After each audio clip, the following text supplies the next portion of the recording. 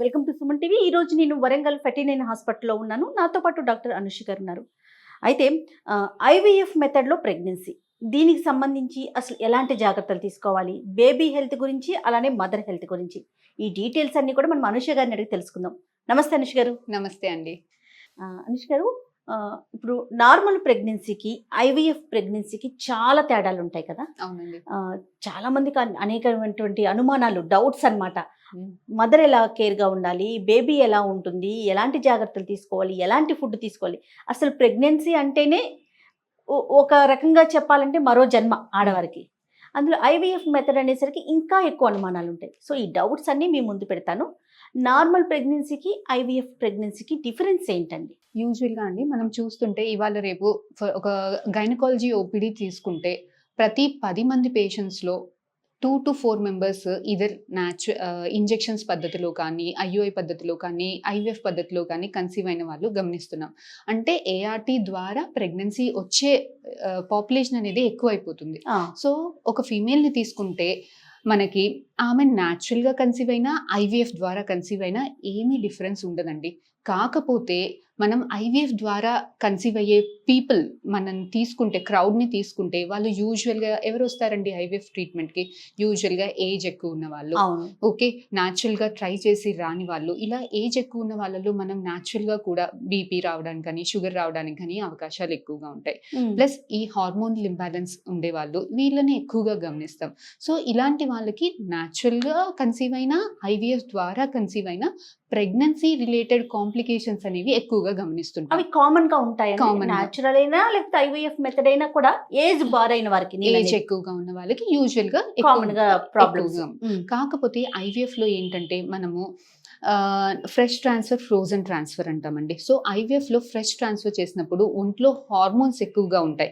యూజువల్గా న్యాచురల్గా కన్సీవ్ అయిన వాళ్ళకి 1-2 ఎగ్స్ పెరుగుతాయి, దాని రిలేటెడ్ హార్మోన్స్ ఉంటాయి. అదే ఐవీఎఫ్లో చేసుకున్నప్పుడు ఒక 10 ఎగ్స్, 12-15 ఎగ్స్ పెరుగుతాయి.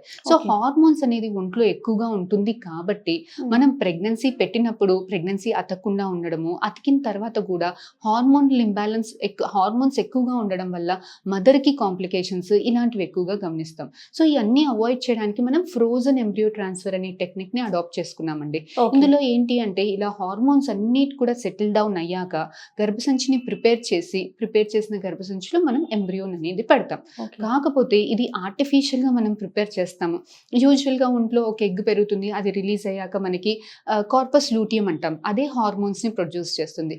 ఇలా ఆర్టిఫిషియల్ గా తయారు చేసినప్పుడు ఆ కార్పస్ లూటియం అనేది ఉండదు కాబట్టి అది చేయాల్సిన పని మనం చేస్తాం. సో వీళ్ళల్లో మనకి టాబ్లెట్స్ ఎక్కువగా, న్యాచురల్ గా ప్రెగ్నెన్సీ వాళ్ళకి ఏమి ఇస్తామండి? ఓన్లీ ఫోలిక్ యాసిడ్, కొన్ని మల్టీవైటమిన్స్ ఇస్తాం. కాకపోతే ఐవీఎఫ్ ద్వారా కన్సీవ్ అయిన వాళ్ళకి డిఫరెంట్ మెడిసిన్స్, ఈస్ట్రోజన్ మెడిసిన్స్ అని, ప్రొజెస్ట్రాన్ ఇంజెక్షన్స్. చాలా మంది అంటారు ఎందుకండి ఇంజెక్షన్స్, టాబ్లెట్స్, ఇంజెక్షన్స్ వల్ల డైలీ తీసుకోవడం అనేది ఇబ్బంది కదా, సో ఎందుకు ఇంజెక్షన్స్, టాబ్లెట్స్, అవి కూడా టాబ్లెట్స్ ఇవ్వలేరా అనేసి అంటుంటారు. కాకపోతే మనకు డిఫరెంట్ స్టడీస్ చూసినప్పుడు ఏంటంటే ఊరికే టాబ్లెట్స్ వెజనల్ రూట్లో కేవలం ప్రొజెస్ట్రాన్ ఇచ్చిన దానికి, injections plus oral route daily injections ఇచ్చిన దానికి, లేదంటే 2-3 డేస్కి ఒకసారి ఇంజెక్షన్స్ ఇచ్చి ప్లస్ వెజనల్ ఆర్ ఓరల్ రూట్లో మెడిసిన్స్ ఇచ్చిన దానికి డిఫరెన్స్ అనేది, సక్సెస్ రేట్స్లో డిఫరెన్స్ అనేది గమనించామండి. సో వీళ్ళల్లో ఇంజెక్షన్స్ డైలీ కానీ, లేదంటే weekly 2 injections plus oral medicines or vaginal route medicines supplement చేసినప్పుడు మనకి సక్సెస్ రేట్స్ కానీ, ప్రెగ్నెన్సీ అబార్షన్స్ అవ్వకుండా ఉండడానికి కానీ సపోర్ట్ అనేది చాలా అవసరం. ఇలా ఈ ఇంజెక్షన్స్ కానీ, ఈ టాబ్లెట్స్ కానీ ఎన్ని మంత్స్ వరకు కంటిన్యూ చేయాలండి? వెరీ గుడ్ అండి. ఇలాంటి ఇంజెక్షన్స్ అండి యూజువల్గా బేబీ టేక్ ఓవర్ చేసే, బేబీ తనంత తాను టేక్ ఓవర్ చేసే అంత మటుకి యూజువల్లీ 8 వీక్స్ అంటామండి. యూజువల్గా 8 వీక్స్ మటుకి ఇంజెక్షన్స్ ఇచ్చి దాని తర్వాత స్లోలీ టేపర్ డౌన్ చేస్తాం. కాకపోతే కొన్ని హై రిస్క్ ప్రెగ్నెన్సీస్ ఉంటాయి, అంటే ట్విన్ ప్రెగ్నెన్సీస్ కానీ, లేదు అని అంటే మదర్ రిపీటెడ్గా ముందు హిస్టరీ ఆఫ్ రిపీటెడ్ అబార్షన్స్ ఉండడము, ఇలా కొన్ని హై రిస్క్ గ్రూప్లో మాత్రం 12 వీక్స్ మటుకి మనం ఇంజెక్షన్స్ కంటిన్యూ చేసి దాని తర్వాత స్లోగా టేపర్ చేయడం అనేది జరుగుతుందండి. నార్మల్ ప్రెగ్నెన్సీలో జనరల్గా మనము ట్విన్స్ కానీ, ట్రిపుల్స్ కానీ చాలా తక్కువ చూస్తాం, జెనెటికల్గా వస్తుందని అనుకుంటూ ఉంటాం కదా. కానీ ఐవీఎఫ్కి వచ్చేసరికి ఎక్కువగా వింటామండి. ఎందుకని అలా జరుగుతుందంటారు? యూజువల్గా అండి ఐవీఎఫ్లో మేము కూడా అందరికీ ఒకటే embryo transfer that is our motto. Motto, single baby is our motto. కాకపోతే కొంతమందికి ఎంబ్రియోస్ సరిగ్గా క్వాలిటీ ఉండకపోవడం కానీ, లేదంటే పేషెంట్ టేక్స్ దే కాల్ అండి. సింగిల్ ఎంబ్రియోనా, డబుల్ ఎంబ్రియోనా, depending upon the success rates మేము ఎక్స్ప్లెయిన్ చేసినప్పుడు పేషెంట్ టేక్స్ ద కాల్. 2 కన్నా ఎక్కువ ఎంబ్రియోస్ మేము పెట్టమండి. ఈవెన్ పేషెంట్ రిక్వెస్ట్ చేసినా కూడా 2 బ్లాస్టోసిస్ కన్నా ఎక్కువ పెట్టం. కాకపోతే అప్పుడప్పుడు మనం 2 పెట్టినప్పుడు అది లోపల డివైడ్ అయ్యి ట్రిప్లెట్స్ కానీ క్వాడ్రుప్లెట్స్ రావడానికి కానీ అలా అవకాశాలు ఉంటాయి. అదర్వైజ్ మనం 2 కన్నా ఎక్కువ ఎంబ్రియోస్ యూజువల్గా మనం పెట్టం. 2 ఎంబ్రియోస్ పెట్టినప్పుడు 5 మెంబర్స్కి 10 మెంబర్స్కి 2 ఎంబ్రియోస్ పెట్టినప్పుడు 5గురికి అతుకుతుంది, 5గురికి అతకదండి. ఆ అతికిన 5గురిలో 2కే ట్విన్స్ వస్తుంది, మిగతా 3గురికి సింగిల్ ఎంబ్రియోస్ వచ్చేదానికి అవకాశం ఉంటుంది. ఓకే, సో ఆ కండిషన్ అనేది మన చేతుల్లో లేదు. మన చేతుల్లో అప్పుడప్పుడు మనం సింగిల్ పెట్టినా కూడా అది డివైడ్ అయ్యి యూజువలీ డబుల్ అయ్యేదానికి రేర్ కండిషన్స్ లో అలా డివైడ్ అయ్యేదానికి అవకాశం ఉంటుంది. ఐవీఎఫ్ మెథడ్ లో ఇప్పుడు మీరు అన్నట్లుగా ఇంజెక్షన్స్ కానీ మెడిసిన్ కానీ 8 వీక్స్ వరకు కంటిన్యూ అంటున్నాం కదా, బేబీకి ఏమి ఎఫెక్ట్ కానీ లేకపోతే బేబీకి ఏమైనా స్పెషల్ కేర్ తీసుకోవటం కానీ జరగాల? ఏమీ ఉండదండి అలా. కాకపోతే ఇలాంటి ఇంజెక్షన్స్ పెట్టినప్పుడు యూజువల్గా మదర్కి వామిటింగ్స్ రావడానికి ఎక్కువగా, యూజువల్గా ఇంజెక్షన్స్ వల్ల వామిటింగ్స్ అనేది ఎక్కువగా గమనిస్తాము. ప్లస్ మీరు అన్నట్టు లోపల ట్విన్స్ కానీ ట్రిప్లెట్స్ కానీ ఉన్నప్పుడు ఎక్కువగా వామిటింగ్స్ రావడం మనం ఎక్కువగా గమనిస్తుంటాం. ఓన్లీ మదర్ లోనే మనం ఆ చేంజ్ ని గుర్తిస్తాం. దానికి సంబంధించి మెడిసిన్ యూజ్ చేస్తే సరిపోతుంది. ఫుడ్ విషయంలో ఏమైనా స్పెషల్ కేర్ తీసుకోవాలండి ఫస్ట్ ఫ్యూ వీక్స్? యూజువల్గా అండి ఫుడ్ విషయంలో మీరు ఏదైతే చెప్పారో అది ప్రీ కన్సెప్షన్ నుంచే మొదలవుతుంది. అంటే ప్రెగ్నెన్సీ ప్లాన్ చేయక 3 months బిఫోర్ నుంచే మనం కొన్ని జాగ్రత్తలు తీసుకోవాల్సింది ఉంటుందండి. ఫోలిక్ యాసిడ్ సప్లిమెంటేషన్ అంటాం. ఇలా ఫోలిక్ యాసిడ్ సప్లిమెంటేషన్ చేయడం వల్ల మనకి కొన్ని న్యూరల్ ట్యూబ్ డిఫెక్ట్స్ అనేవి రాకుండా ఉంటాయి. ఇలాంటి వల్ల అబోర్షన్స్ కూడా తక్కువగా అయ్యేదానికి అవకాశం ఉంటుంది ఫోలిక్ యాసిడ్ సప్లిమెంటేషన్ చేసినప్పుడు. అది కాకుండా ఇవాళ రేపు వెస్టర్న్ లైఫ్ స్టైల్ వల్ల చాలా మంది జంక్ ఫుడ్ తినడము, వెయిట్ పుట్ ఆన్ అవ్వడము, ఇంకా ఆల్కహాల్ స్మోకింగ్ ఫీమేల్స్ లో కానీ మేల్స్ లో కానీ ఎక్కువగా గమనిస్తున్నాం. సో ఇలా ప్రెగ్నెన్సీ ప్లాన్ చేసుకునే కన్నా ముందే ఐవీఎఫ్ వాళ్ళు ఎక్కువగా హై రిస్క్ ఉంటారు కాబట్టి యూజువల్గా బీపీ ముందు నుంచి బీపీ కానీ షుగర్ కానీ ఉన్నప్పుడు, ఇంకా థైరాయిడ్ రిలేటెడ్ కాంప్లికేషన్స్ ఉన్నప్పుడు ఇలా ముందే అవి కంట్రోల్ చేసుకొని కొంచెం ఎక్సర్సైజ్ అండ్ ఫుడ్ జాగ్రత్తలు తీసుకొని, యూజువల్గా మనం స్మోకింగ్ ఆల్కహాల్ కంప్లీట్గా అవాయిడ్ చేయమంటామండి. ప్రెగ్నెన్సీలో మాత్రం definitely completely no for alcohol. యూజువల్గా చాలా మంది ఫీమేల్స్ ఈ మధ్య అడుగుతుంటుంటారు, సో ఆల్కహాల్ వీక్లీ వన్స్ తాగచ్చా అని. Definitely no. ఐవీఎఫ్ మెథడ్ అంటారా? ఎనీ కండిషన్, ఎనీ ప్రెగ్నెన్సీలో smoking and alcohol is no completely. తర్వాత ఇప్పుడు ఐవీఎఫ్ మెథడ్కి వెళ్ళినప్పుడు చాలా సార్లు అబార్షన్స్ కొంచెం ఎక్కువ పర్సంటేజ్ అవుతాయి అనేది ఒక, అంటే అది రూమర్ అనుకోవాలా? ఎందుకు అలా జరుగుతుంది? ఇట్స్ రియలా లేకుంటే అది రూమర్? అంటే యూజువల్గా అలా ఏమీ లేదండి. ఐవీఎఫ్ కన్సెప్షన్లో అబార్షన్స్ ఎక్కువగా అవుతాయి అన్న అపోహ ఏమీ లేదు. కాకపోతే అబార్షన్స్ ఎక్కువ అయ్యే వాళ్ళకి ఐవీఎఫ్ సజెస్ట్ చేస్తుంటాము. ఎందుకంటే మనం ఐవీఎఫ్ చేసినప్పుడు మన దగ్గర ఒక అడ్వాన్స్ టెక్నాలజీ ఉందండి, పీజీఎస్ అనేసి. సో ఇలాంటి కండిషన్లో మనం ఎంబ్రియోని పెట్టే కన్నా యూజువల్గా అబార్షన్స్ దేనికి అవుతాయంటే అండి, న్యూట్రిషనల్ ఫ్యాక్టర్స్ ఏమన్నా ఉంటే, నేను ముందు చెప్పినట్టు ఫోలిక్ యాసిడ్ అదే సప్లిమెంటేషన్, లేదంటే గర్భసంచి రిలేటెడ్ ప్రాబ్లమ్స్ ఏదైనా ఉన్నప్పుడు, లేకపోతే ఎంబ్రియో రిలేటెడ్ ప్రాబ్లమ్స్ ఉన్నప్పుడు. యూజువల్గా ఫస్ట్ ఎర్లీ ప్రెగ్నెన్సీ లాసెస్లో ఎక్కువ మటుకి 60% మటుకి ఎంబ్రియో రిలేటెడ్ కాంప్లికేషన్స్ ఎక్కువ, అంటే అన్యూప్లాయిడ్ ఎంబ్రియోస్ ఉండడం, ఎంబ్రియో ఫ్యాక్టర్స్ వల్లనే అబార్షన్స్ అవుతుంటాయండి.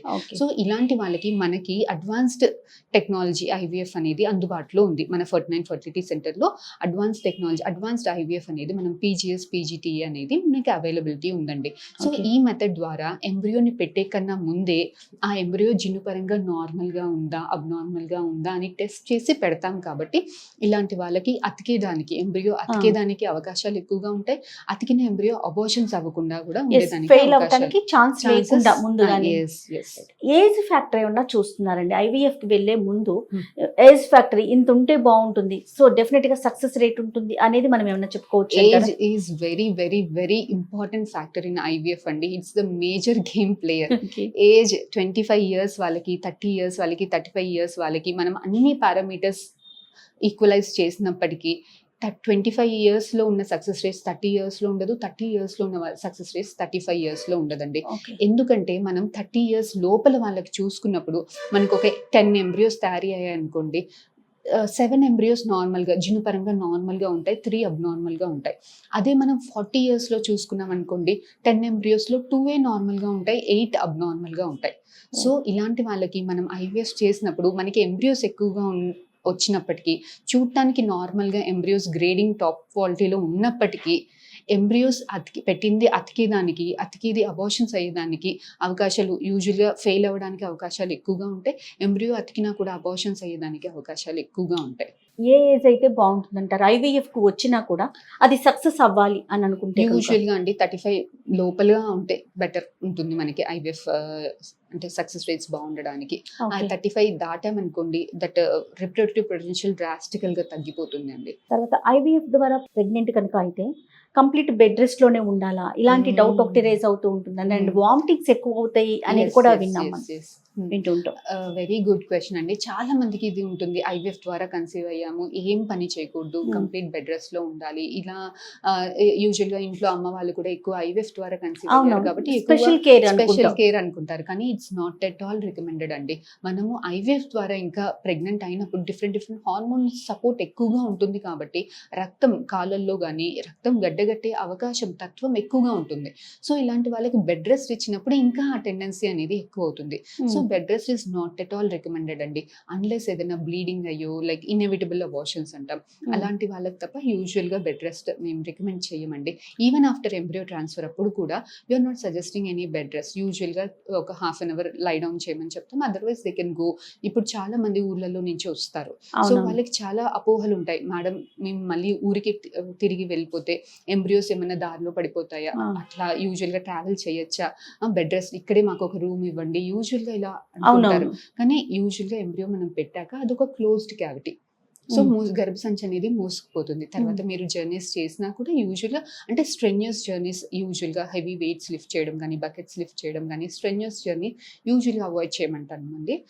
ఇది మనం ఏ ప్రెగ్నెన్సీ కన్నా చెప్తాం, not specially for IVF. Otherwise no special care అయితే అక్కర్లేదు, ఏం అక్కర్లేదు. నార్మల్ ప్రెగ్నెన్సీలో మనము యోగా చిన్న చిన్న యోగాస్ చేయటం, తర్వాత మీరు అన్నట్లుగా లైట్ గా వాకింగ్ చేయటం అంతా సజెస్ట్ చేస్తూ ఉంటారు కదా. IVF కి ఓకేనా అండి? IVF కి కూడా ఓకే అండి. ఇవన్నీ కూడా IVF ప్రెగ్నెన్సీస్ చేసుకోవచ్చు. అదర్వైజ్ ఒకవేళ ట్విన్ ప్రెగ్నెన్సీస్ ఇలా స్పెషల్ హై రిస్క్ ప్రెగ్నెన్సీస్ ఉంటాయి కదండి, డెఫినెట్ గా అలాంటి వాళ్ళకి యూజువల్ గా ట్విన్ కవలలు అయ్యారు, గర్భసంచి లైక్ మోయలేకపోతుంది, స్టిచ్ వేయాల్సిన అవసరం, ఇలాంటి వాళ్ళకి కొద్దిగా బెడ్ రెస్ట్ చెప్తాం. మస్ట్ అండి IVF కి? వెరీ గుడ్ క్వశ్చన్ అండి. చాలా అపోహ ఉంటుంది డాక్టర్స్ లో కూడా, ఒక్కొక్కరికి డిఫరెంట్ వ్యూస్ ఉంటాయి సర్వైకల్ స్టిచ్ మీద. యూజువల్ గా కవలలు అంటే ఖచ్చితంగా స్టిచ్ వేయాలి అని అనుకుంటారు. But my point is usual గా మనం గర్భసంచి మూతి ఎలా ఉంది, ఎంత సైజ్ లో ఉంది, తగ్గుతుందా, సీరియల్ గా మనం స్కాన్స్ చేసుకుని గర్భసంచి మూతి తగ్గుతుంది, ఆ సైజ్ తగ్గుతుంది, ఓపెన్ అప్ అయిపోతుంది, ఇలాంటి వాళ్ళకి స్టిచ్ వేస్తే ఫలితం ఉంటుందండి. రాండమ్ గా అందరికి we don't suggest. Hormone injections ద్వారా ప్రెగ్నెన్సీ అవుతారు కదా IVF, సో దానివల్ల వెయిట్ పుట్టాన్ అవటం, ఎక్స్ట్రీమ్ గా అవటం నార్మల్ కన్నా కూడా అది గమనిస్తాం కదండి. అదేమన్నా రిస్క్ ఫ్యాక్టర్ కింద అంటే దానికి సంబంధించి ఏమైనా జాగ్రత్తలు తీసుకోవచ్చా? యూజువల్గా అంటే నేను ముందు చెప్పినట్టు ప్రీ కన్సెప్షన్లోనే వెయిట్ లాస్ అవ్వాలండి. ఎందుకంటే ప్రెగ్నెన్సీలో ఆబ్వియస్లీ వెయిట్ పుట్ ఆన్ అవుతారు. వెయిట్ పుట్ ఆన్ అవుతున్న కొద్దీ మనం IVFలో ఓవర్ వెయిట్ వాళ్ళకి, BMI ఎక్కువ ఉన్న వాళ్ళకి, తక్కువ ఉన్న వాళ్ళకి గమనిస్తే సక్సెస్ రేట్స్లో కూడా డిఫరెన్స్ ఉంటుంది. సో ఎక్కువగా ఉన్న వాళ్ళకి అరౌండ్ 20% తక్కువగా ఉంటుంది సక్సెస్ రేట్స్. సో ముందే ఎంబ్రియో ట్రాన్స్ఫర్ కన్నా ముందే మనం వెయిట్ లాస్ అవ్వమని చెప్తాము. ప్లస్ ఇలా వెయిట్ గెయిన్ ఎక్కువగా ఉన్న వాళ్ళకి ప్రెగ్నెన్సీలో BP రావడానికి, షుగర్ రావడానికి, ప్రెగ్నెన్సీ రిలేటెడ్ కాంప్లికేషన్స్ కూడా ఎక్కువగా ఉంటాయి. సో యూజువల్లీ మనం ముందే వెయిట్ లాస్ అవ్వమని సజెస్ట్ చేస్తామండి. IVF మెథడ్ ద్వారా వెళ్ళినప్పుడు బేబీ రిలవెంట్ గా ఏమైనా ఇష్యూస్ వచ్చే అవకాశం ఉంటుందని దానికి స్పెసిఫిక్ గా ఏమైనా కేర్ తీసుకోవాలా? యూజువల్గా అండి మనం గమనిస్తే IVF రిలేటెడ్ వాళ్ళకి కానీ, న్యాచురల్గా కన్సీవ్ అయిన వాళ్ళకి కానీ, IVF రిలేటెడ్ కాంప్లికేషన్స్ తో కన్సీవ్ అయిన వాళ్ళకి కానీ, బేబీ రిలేటెడ్ ఇష్యూస్లో కానీ, బేబీ వెయిట్ ఎక్కువ ఉండడం, తక్కువ ఉండడం, లేదంటే ముందే డెలివరీలు అయిపోవడం, యూజువల్గా అలాంటి కాంప్లికేషన్స్ యూజువల్గా సిగ్నిఫికెంట్గా మనం ఏం చూడట్లేదండి న్యాచురల్ వాళ్ళకి, IVF వాళ్ళకి. కాకపోతే అప్పుడప్పుడు మనం ఫ్రెష్ ట్రాన్స్ఫర్ అనేది మనం చేసినప్పుడు కొంచెం ప్రీటర్మ్ రిస్క్ అంటే ముందే డెలివరీలు అయిపోవడానికి రిస్క్ ఎక్కువగా చూస్తున్నాము. ఇంకొకటి ఫ్రోజన్ ఎంబ్రియో ట్రాన్స్ఫర్ చేసినప్పుడు బేబీ వెయిట్స్ ఎక్కువగా ఉండేదానికి అవకాశం ఉంటుంది. అదర్వైజ్ బేబీ వెయిట్స్ తక్కువగా ఉండడానికి గాను, డెలివరీలో ప్రెగ్నెన్సీలో బీపీ రావడానికి, షుగర్ రావడానికి ముందే సి సెక్షన్స్ ఎక్కువ. యూజువల్గా ఇంకొక అపోహ ఏంటంటే సెక్షన్ ఐవీఎఫ్ కన్సెప్షన్ కి డెఫినెట్ గా సి సెక్షన్ చేయాలా, అలాంటిది ఏమీ లేదండి. నార్మల్ డెలివరీ కూడా మదర్ ఫిట్ ఉంది, సింగిల్ బేబీ ఉంది, మిగతా ఫ్యాక్టర్స్ అంతా నార్మల్ గా ఉన్నాయి అంటే we can try natural normal delivery. లేదు ఇంకేదైనా మదర్ కి యూజువల్ గా elderly age group, BP, sugar, twin pregnancies కానీ, ఒబేసిటీ కానీ ఇలాంటి రిస్క్ ఫ్యాక్టర్స్ యూజువల్ గా మనం ఐవీఎఫ్ లో ఎక్కువ చూస్తుంటాం. సో అలాంటి వాళ్ళకి సి సెక్షన్ అవసరం పడేది అనేది ఎక్కువగా ఉంటుంది. So thank you so much Anusha గారు. ఎందుకంటే ఐవీఎఫ్ మెథడ్ ద్వారా ప్రెగ్నెన్సీ అయితే కనుక చాలా అనుమానాలు ఉన్నాయి కదా, సో వాటిని మ్యాక్సిమం మనం రివీల్ చేసామని నేను అనుకుంటున్నాను. ఇంకేమైనా కామెంట్స్ లో వస్తే కనుక మళ్ళీ ఇంకొక ఎపిసోడ్ లో వాటి గురించి మనం డిస్కస్ చేద్దాం. డెఫినెట్లీ అండి. Thank you so much. నమస్తే.